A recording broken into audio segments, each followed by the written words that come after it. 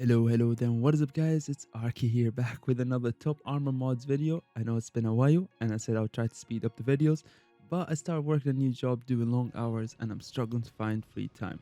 But without further ado, we start off with the first mod, Military Tandem Tethered Bundle, a mod that allows you to parajump out of cargo transport planes with any lightweight vehicle or ammo box attached to you by rope. Of course, this could be a bike, quad, or whatever box is in the back of the plane. You'll be able to select your cargo through the Ace self-interact menu, and once you're out, you'll see it attached to you as you glide with your parachute to whichever spot you find safe to land. You'll be able to steer the parachute and the cargo will follow you there, whichever spot you find safe to land, of course. You'll then have a mode of transport right beside you once you hit the ground. You can also disconnect the cargo's tethered rope early on the jump should you want to. I thought this was a nice small addition to any paradrop scenario you were going if you were going as a smaller group and being dropped far from the AO, or when an ammo supply drop is being dropped in a tricky area such as a city and needs to be guided. Next up, we have two mods that complement each other, Enhanced GPS and Enhanced Maps. As you can tell by the name, these mods allow you to easily read the maps. Here on the GPS, you can see colored textures comparing to the vanilla grey transparent style. So now you can easily glance at it and see plenty more details that would be harder to notice on vanilla, as buildings are more pronounced and the colors allow you to differ between forests and open fields.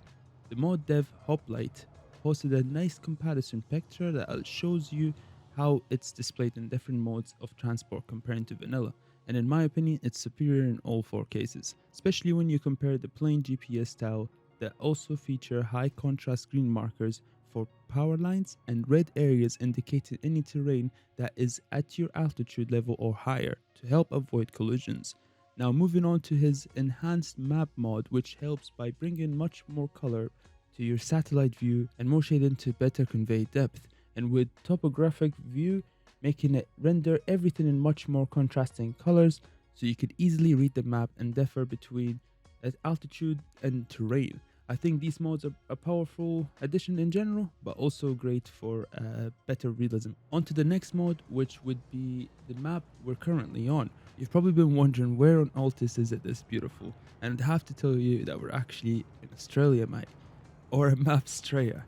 A terrain inspired by the land down under, featuring beautifully designed dense urban city and a few smaller towns all spaced apart by a vast desert setting. A total of 10 kilometers by 10 kilometers of really well done terrain to explore and populate with different scenarios. Not many Australia based maps on the workshop, so it's nice to see the mod dev Vective providing the community where it lacks and keeping Arma alive. I can't stress the amount of detail in this map, with military bases, farms, factories, and other landmarks, including some Easter eggs which I struggle to spot, but also custom billboards, signs, and cranes. Really worth downloading and checking it out for yourself. Moving on, we have a game mode instead of a mod. Named Intruders and based on Dead by Daylight, the dev Gonska, I hope I didn't say that wrong, provides us with a whole new way to play Arma. 3 servers are currently up and waiting for people to join. With no DLCs or mods required to play, choose to play as a survivor where you must switch on 5 generators and escape in vehicles, or choose to play as the beast and stop the survivors from escaping. If you're a fan of Dead by Daylight, this would be well worth your time. I've struggled finding time to play and get footage for this video since I'm rarely home, but I've seen someone play it and it looked very well done, with many different features like lootable chests, quests with rewards, character-based abilities, and well-implemented visual effects. I really advise you guys to try this one out. No downloads, just hop on the server and play. If you're lacking friends to play with, try their Discord. The devs announce their gaming sessions and gladly take on anyone wanting to play with them. Next up, we have Scion Conflict, a mod based on a fictional future era in the year 2267. The lore focuses on the conflict between two forces known as the Scion Empire and the Amalgamate Republic. I think I got that right. What caught my attention here was the depth of detail on everything contained in this mod. Some beautifully done armor with a few variants models and textures that can fit in many different terrains, whether it's snowy forests or dry deserts. There are also a couple of weapons with well implemented sci-fi like plasma fire effects and attachments including scopes and flashlights that really uphold high standards. The devs of this mod are very keen on providing really well polished mod, and this is clear to see when you look at their Discord, where you can join their sci-fi modded campaign and keep up with their road of development, which currently entails new armor, weapons and vehicles. But what has blown me away the most is their current work in progress aerial vehicles. A few images here shared by the devs on the Discord show two different vehicles that are extremely well detailed. The second one seems huge when looking at the scale of the cockpit at the top, and my guess is that with the ramp at the back that it will allow you to load in crates or smaller vehicles, maybe like a quad bike. Both seem to be bladeless and powered by jet engines with the ability to VTOL.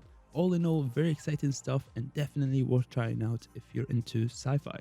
Lastly, we have a mod that allows you to breach and picklock locked doors. You can customize the controls through the add-on control menu. There are also animations and sounds and many parameters that you can tweak when setting up the missions. Whether it's how many kicks to breach the door open or the success rate of picklocking it open.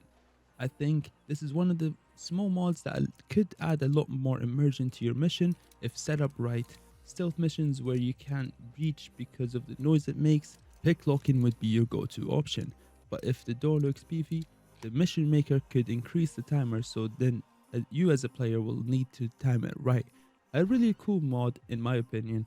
Be sure to check it out if you're a mission maker who wants to provide well-detailed missions. But of course, this leaves us with the last mod here, a Minecraft based mod where we have an array of different Minecraft related things to place around the map. Couldn't go without adding this in for the memes, but honestly the Minecraft clouds are just so beautiful. Anyways guys, thanks so much for watching this video. I know it's extremely late for the months it covers, and I apologize for that.